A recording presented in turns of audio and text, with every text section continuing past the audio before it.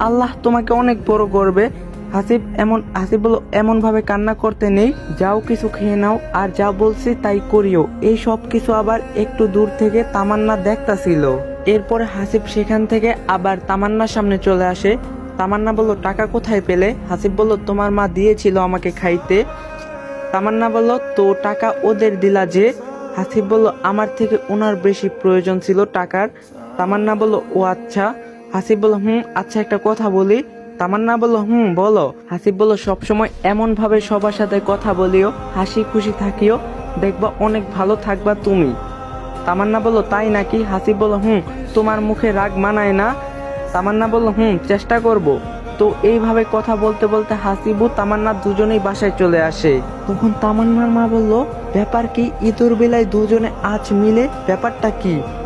তামান্না বলল, কেন মিল হতে পারে না বুঝি? তামান্নার মা বলল, হতে পারে, তবে আমার জানি কেন চোখকে বিশ্বাস করাতে পারছি না। তামান্না বলল, আমি বললে তো বিশ্বাস হবে না।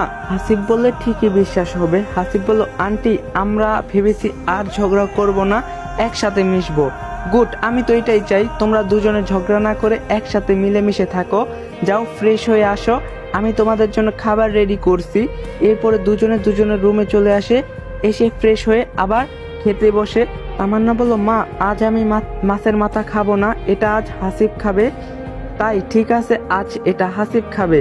যখনই হাসিবের খাবারের প্লেটে মাছের মাথাটা দেয়, সাথে সাথে হাসিব বলে, আন্টি আমি চাই আজ এই মাথাটা তুমি খাবে। প্লিজ আন্টি না করিও না, আমি জীবনে অনেক খাবো, কিন্তু আজ এটা তুমি খাও। পাগল ছেলে, তুমি খাও, আমি অন্য দিন খাবো। হাসিব বলল, প্লিজ বলছি না তুমি খাবে। হাসিব বলল, আজ যদি আমি আপনার নিজের সন্তান হতাম তবে কি আমার কথাটি রাখতেন না?